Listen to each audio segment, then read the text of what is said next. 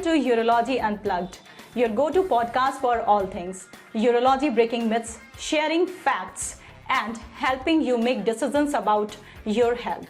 Today we are diving into the world of BPH, being prostatic hyperplasia. Stay tuned. Hello everyone, this is your host Isha, and today we have a very special guest with us, Dr. Piyush Pratap Singh. He is an experienced urologist and urological surgeon with over 20 years of experience, including 10 years as a specialist.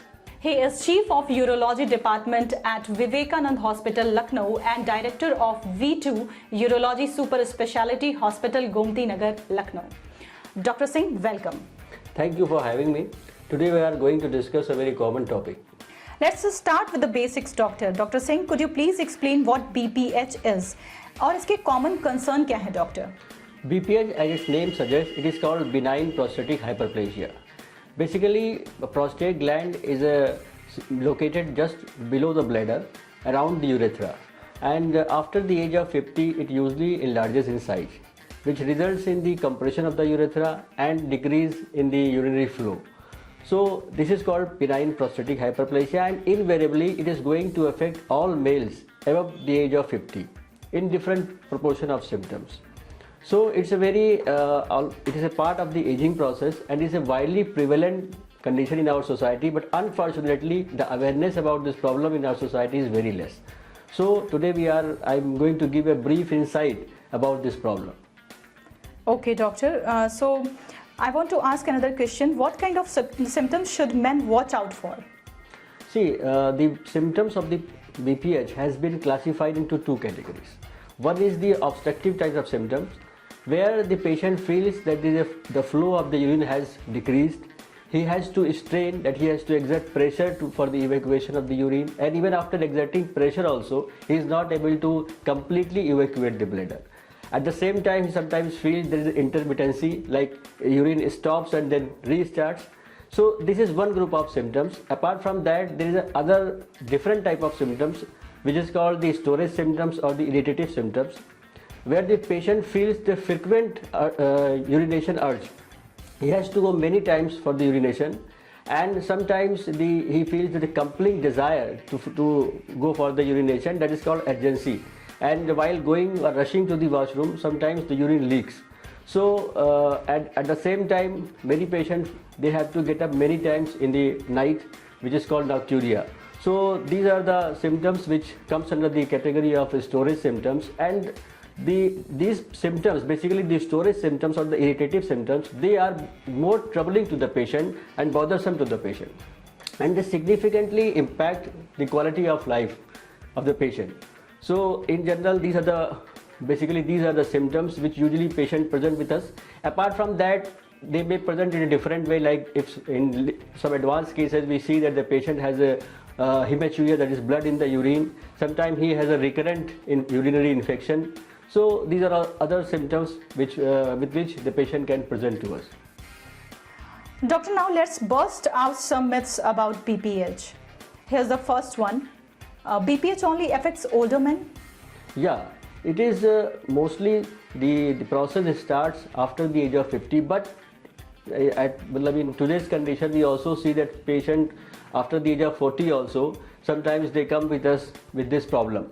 So usually it is a part of an aging process, and as the age advances, this problem is going to affect all males.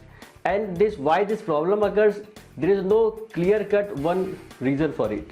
It is multifactorial, and there is some changes inside the body because some hormonal changes in the body which leads to its enlargement. Okay, doctor. Next myth is BPH always requires surgery. Is it right? No, not at all. See, this is a condition which, if it is treated and diagnosed early, then we can treat it by the medical management also. So it's basically this information is not true. It is medically amenable. Yes, in some cases when the disease advances, then we offer surgery also. Okay, doctor. There's a last myth. BPH increases your risk of prostate cancer. Is it right?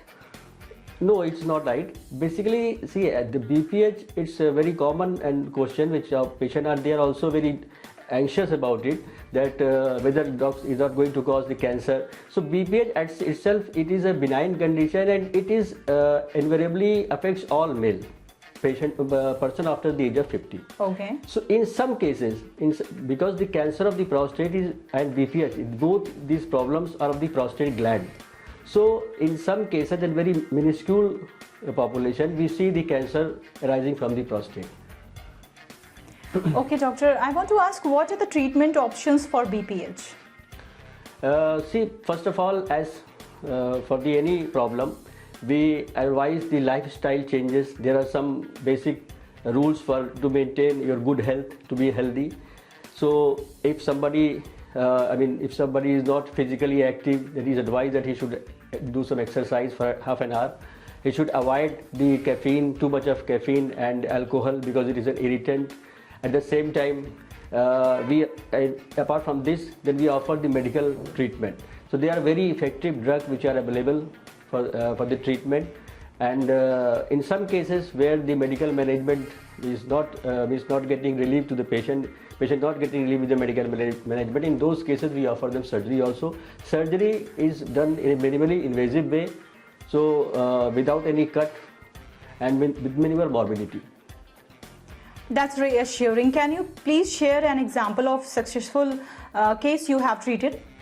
Yeah, this problem is very common problem, and we have been treating it on a day in day out basis, because lots of the patients we come to us and we offer them surgery, and we have been doing surgery for last 10 years, and the results are very good, very encouraging. And I must say that the patient, there is one often asked question is that doctor, you are going to offer this surgery at such age, so whether the patient will respond to it, or whether he will be able to bear that surgery. So I must clear this problem basically because it is a problem of old age, and the surgery itself is very safe. We do surgery in the form of minimally invasive. There is no cut, no hole in the body.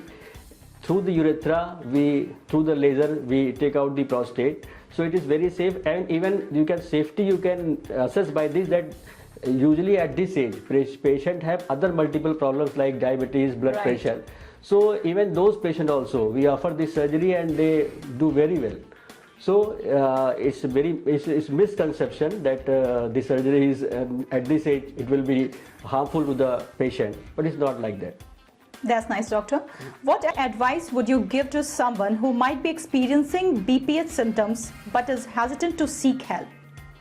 My advice will be that don't ignore these urinary symptoms, and it's the very readily available and very cheap treatment.